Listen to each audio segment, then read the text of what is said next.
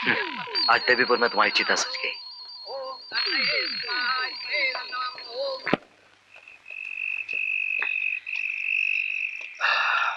बाजी कहाँ है? आप लोगों के जाने के बाद बुआ जी ने कुछ नहीं कहा, अपने आप को कमरे में बंद कर लिया। मुझे कहा आप लोग आ जाए तो खबर कर दूं।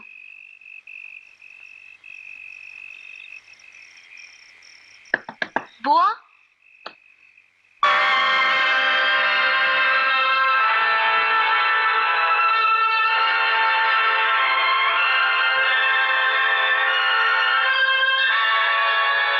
वो मेरे पति थे और उस दिन गोस्वामी के भेष में इस मंदिर के दौलत को लूटने भी वही आए थे। ये आप क्या कह रही माँ जी? ये सच है। मैंने उस दिन तुम्हें कानूनी कार्रवाई बंद करने इसलिए नहीं कहा था कि मेरे पति कानून से बच जाए। मैं तो सब कुछ खोकर भगवान के चरणों में अपने आप को सौंप दिया था। मैं आजमाना चाहती थी कि भगवान का दिया हुआ वचन कि धर्म की रक्षा के लिए, पाप और पापियों के विनाश के लिए जब भी जरूरत होगी वो इस धरती पर प्रकट होंगे। क्या एक छोटा दिलासा था?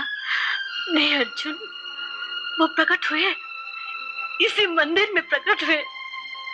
एक अधर्मी को सजा देने के लिए पत्थर का रूप लेकर वो पापी के सर पर पहाड़ की तरह टूट पड़े।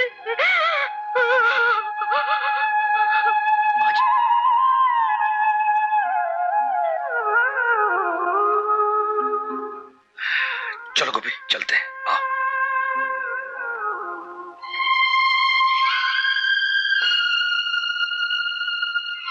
तुम नहीं गए? मुझे कुछ और भी जानना है। जिसे हम भुलाना चाहते हैं उसे याद दिलाकर तुम्हें क्या मिलेगा? आप अगर भुलाना भी चाहें तो ये मैं कैसे भूल सकता हूं कि ये वही आदमी थे जो मेरा हाथ पकड़कर पाप की दुनिया में ले गए थे। क्या? उन्होंने ही मुझे सिखाया था कि जीने के लिए दौलत चाहिए, सच्चाई धर्म का कोई मोल नहीं। दौलत हासिल करने के लिए चोर बनो, डाकू बनो, चाहे कुछ भी बनो। ताज्जुब की बात है, एक दिन सच्चाई और धर्म की खातिर ही उन्होंने कितनी सारी दौलत को ठुकरा दिया था। क्या? हाँ, जो कुछ मैं जानती हूं मैंने अपने पिताजी से सुना। मेरे पिताजी की तरह रामनाथ शास्त्री भी एक जमींदार घराने के कुल देवता के मंदिर के पुजारी थे। जमींदार के इकलौते बेटे के हाथों एक कुंवारी गर्भवती कन्या का खून हो गया। कानून से बचने का सिर्फ एक ही तरीका था, परम धार्मिक रामनाथ शास्त्री की गवाही। सिर्फ आप ही बचा सकते हैं मेरे बेटे को।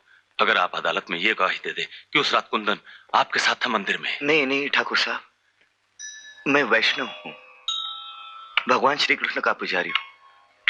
गीता की सौगंध खाकर इतना बड़ा झूठ मैं कैसे कह सकता हूं? उसी की तो कीमत देना चाहता हूं पुजारी। 50 एकड़ जमीन तुम्हारी बीवी के नाम लिखवा दूंगा और उसके अलावा 25,000 रुपए नकद। बस ठाकुर साहब, मुझे लालच मत दीजिए। मैं आपके हाथ छोड़ता हूं। अधर्म के रास्ते पर चलने पर मुझे मजबूर मत कीजिए, ये मुझसे नहीं होगा। मैं भूल गया था रामनाथ शास्त्री की आप एक धर्मात्मा है। आपकी पूजा तो अलग ढंग से होनी चाहिए। ठाकुर साहब, मुझे क्षमा कर दीजिए। आपके नमक का हक मैं अदा नहीं कर पा रहा। पुरखों से हम आपके मंदिर के पुजारी हैं। आप आज इतनी बड़ी मुसीबत में हैं, मैं आपकी कोई मदद नहीं कर सकता। इसीलिए अगर आप बुरा न माने तो मैं अपने पुजारी पद से त्याग दे रहा हूं। कल सवेरे ही हम गांव छोड़कर चले जाएंगे।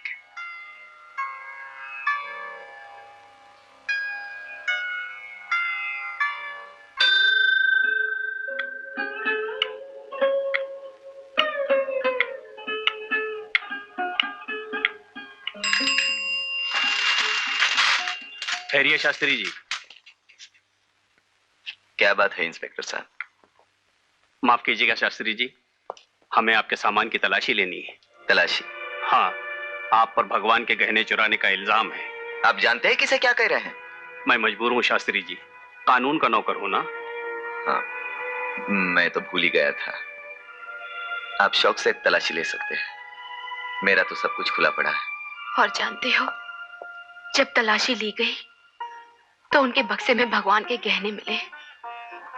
जिस अदालत में रामनाथ शास्त्री की गवाही पर एक खूनी बेगुनाह साबित हो सकता था, उसी अदालत में चोरी के इल्जाम में उन्हें 1 साल की सजा हो गई। वहीं पर बुआ जी का बेटा भी खो गया। पिता बुआ को लेकर यहाँ चले आए। वो गुजरने का गम भी बुआ पी गई। सिर्फ एक आस, एक उम्मीद लेकर वो जीती रही कि 1 साल बाद वो अपने धर्मात्मा पति से मिलेगी। और जब वो दिन आया। आ रहा है गंगा बहन, रामनाथ शास्त्री आ रहा है।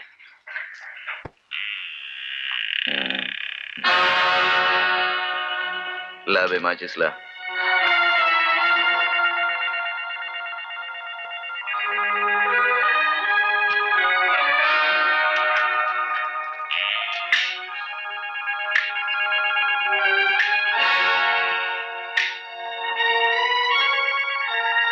लगता है बेटे का गम खाए जा रहा है।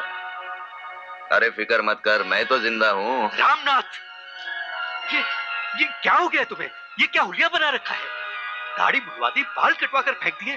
देख शास्त्री, मैंने तो अपना जनेऊ भी निकाल कर फेंक दिया। ऐसे हैरानी से क्या देख रही हो गंगा? 1 साल में मैं एक नई दुनिया देखकर आया। वहां के लोगों के सर पर इंसानियत, सच्चाई, धर्म का भूत सवार नहीं होता। पता चला कैसे जीना चाहिए। चल हम उसी तरह जिएंगे। चल। रामनाथ, इंसान को गिरते हुए तो देखा था, लेकिन तुम जैसे विद्वान और ज्ञानी को ये मैं सपने में भी नहीं सोच सकता था।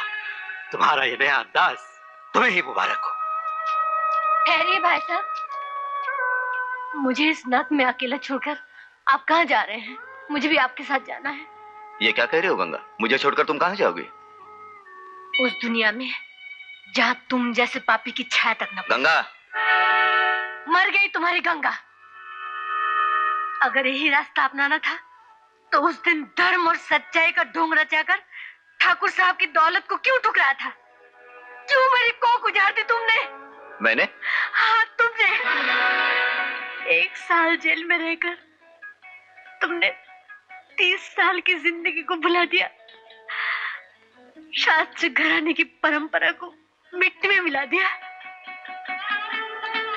आज से मैं ये समझूंगी, मेरे और तुम्हारे सारे रिश्तों की मौत हो गई है। सुन गंगा, गंगा, जाओ, मुझे किसी की जरूरत नहीं, जाओ। उसी दिन से बुआ हमारे संसार का एक हिस्सा बन गई। जब से मैंने होश संभाला, बुआ को एक पल भी अपने पति की याद करते नहीं देखा। और माँ जी का वो बेटा, उसका कोई पता चला? नहीं। लेकिन गांव वाले तो यही समझते हैं ना कि देवी जी अपने पति के साथ मिली हुई हैं। हाँ, देवी जी ना भी हो, मगर कोई न कोई साजिश में जरूर शामिल है, और उसे ढूंढ निकालना हमारे लिए कोई मुश्किल काम नहीं है सेठ जी। हाँ, क्योंकि भले ही वो आदमी दुनिया छोड़ के चला गया हो, मगर उसके वो दोनों शागिर्द, वो दोनों तो जिंदा है ना। मगर थानेदार साहब, अब वो दोनों कहाँ मिलेंगे? मिलेंगे सेठ जी, जरूर मिलेंगे। आप शायद भूल गए कि गोपी को मैंने जिस बस्ती से अरेस्ट किया था, वो लोग भी उसी बस्ती के रहने वाले हैं। मगर गोपी बताएगा सेठ जी, बताएगा। जी हाँ, नमस्कार। अरे इधर बैठा कर, उठ। ये ले, सब कुछ याद है ना? चल चल, भाग भाग। सुनिए, ओ गाड़ी वाले साहब, एक मिनट साहब। साहब, ये पुलिस चौकी का रास्ता यही है ना साहब?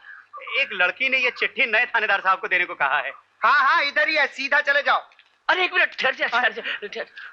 कौन लड़की है, किधर रहती हो? उन्हें हम नहीं जानता साहब, स्टेशन पर मिली थी, कहने लगी जरूरी चिट्ठी है, नए थानेदार साहब को दे देना। हाँ, कोई बात नहीं, मैं ये चिट्ठी नए थानेदार साहब को पहुंचा दूंगा, तुम जाओ। अरे भाई जाओ, शाबाश शाबाश शाबाश।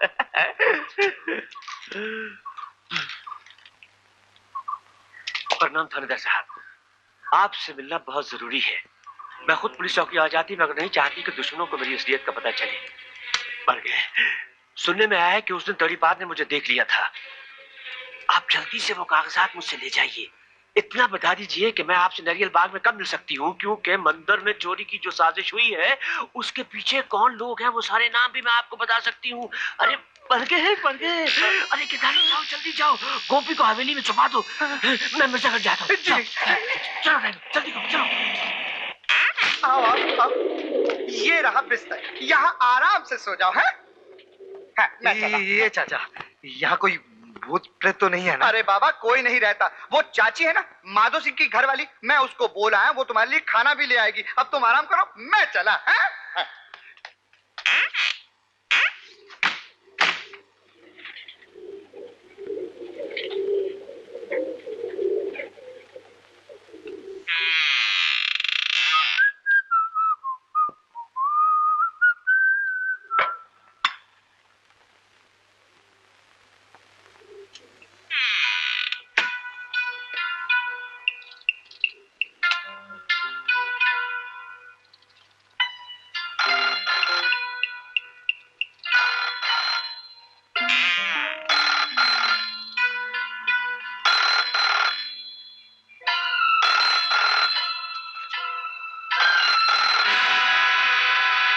हेलो मेरी जी मालिक। क्या करना है अच्छी तरह से समझ गई ना? क्यों नहीं, आपके हुक्म पर मैं जान भी दे दूंगी हुजूर। देना नहीं सुंदरी, जान लेना है। ये तो बहुत आसान काम है हुजूर। लगता है दयाल सेठ आ गए हैं।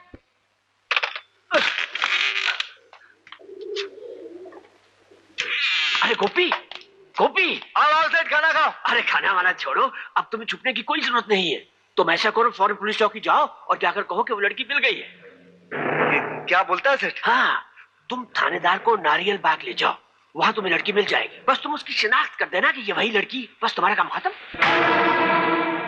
लड़की के बारे में नहीं बताएगा ना? हमें लड़की मिल गई है। डॉक्टर,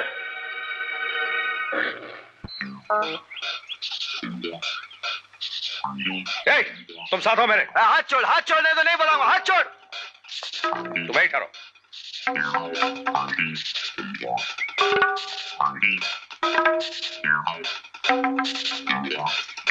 नमस्ते थानेदार साहब। नमस्ते। हाँ इंस्पेक्टर साहब, पगला बाबा के साथ यही छोकरी थी। सुना आप उसे मिलना चाहती थी? हाँ जी।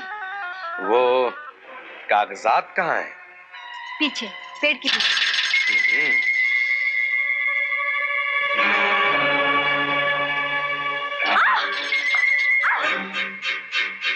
क्यों रे साली, चाची बनकर बैठी थी? हाँ उठ। इंस्पेक्टर, ये तुम्हारा इलाज करने आई थी। क्या है इसमें?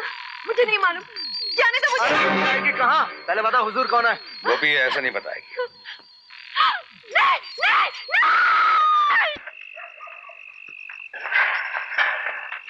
अरे गोपी, इतनी देर कहाँ कर दी? काम हो गया? काम सत्यानाश हो गया। ये छोकरी तुम्हें कहाँ मिली? ये तो वही छोकरी है। क्या बात रहे हो? अपन सच कह रहे सेठ, अपन ने कानों से सब कुछ सुना। छोकरी ने सारे कागज थानेदार के हाथों में दिया और कहा इतने दिन असलियत छुपाकर दुश्मनों के बीच रही, अब अगर उन लोगों को पता चल गया मैं कौन हूँ, मुझे तो जान से मार डालेंगे। ओहो सुंदरी, लेकिन आए, ये कौन है? ये तो मंदिर का शिव काका है। तेरी जी का लंगूर। क्या? नमस्ते सेठ जी, क्या काम है? कल माँ जी का पति का श्राद्ध है। गोपी ने मुखाग्नि की, इसलिए माँ जी ने गोपी को बुलाया है। अच्छा, भगवान के मंदिर में चोर का श्राद्ध हो रहा है।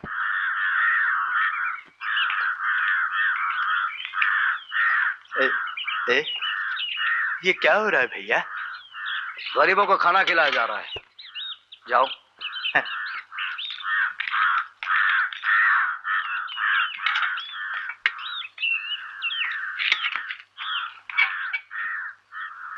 बोलो गंगा देवी की जय, गंगा देवी की जय, गंगा देवी की जय, माता जी की जय, माता जी की जय, देवी जी की जय, देवी जी की जय, गंगा देवी जी की जय, गंगा देवी की जय, माता जी की जय, माता जी की जय, गंगा देवी की जय, गंगा देवी की जय, देवी जी की।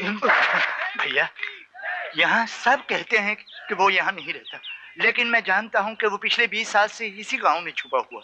तुम बता सकते हो छगनलाल कहाँ रहता है? छगन पहचाना नहीं छगनलाल? मैं नट्टू। कौन नट्टू? मैं किसी नट्टू को नहीं पहचानता। अच्छा भूल गए अपने पुराने साथी को? क्या चाहिए तुझे? कितना बड़ा मकान बना लिया है तूने। अब तो तू मुझे बहुत पैसे दे सकता है। पैसे? मैं तुझे पैसा नहीं दूंगा, चला जा यहाँ से।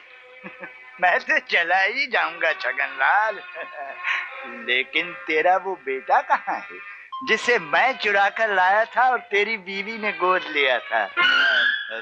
क्या नाम रखा था उसका? हाँ, गोपाल। कहाँ है वो गोपाल? मर गया। मरने से काम नहीं चलेगा छगनलाल। मैं अब उसकी असली माँ से मिलकर आ रहा हूँ। हाँ, अब उसको तो जाकर बताना पड़ेगा कि मैंने उसके बेटे को तेरे पास बेचा था। झूठ है, बिल्कुल झूठ है। कौन यकीन करेगा तेरी बात का? क्या सबूत है तेरे पास? है, सबूत भी है। पहले बोल, कीमत क्या देगा? कीमत? हाँ छगनलाल, अगर तू शैतान है तो मैं तुझसे भी बड़ा शैतान हूँ। 25,000। 25? पूरे 25। गोपी मंदिर से आया कि नहीं? चल चल चल। सर आ गए सर। सर एसपी साहब का फोन है सर, आइए।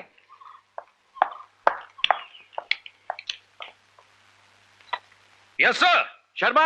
जी सर। कल रात नदी से जयशंकर की लाश मिली है। लाश? मगर पोस्टमार्टम की रिपोर्ट यह है कि उसकी मौत स्नेक बाइट से हुई है। Snake bite? हाँ। और सुंदरी की सिरिंज में जो लिक्विड मिला है वो भी स्नेक वेनम है, सांप का जहर। सुंदरी कुछ बयान देना चाहती है, हो सकता है हमें कोई इमीडिएट स्टेप लेना पड़े। तुम फौरन यहाँ चले आओ। Yes sir. सेठ,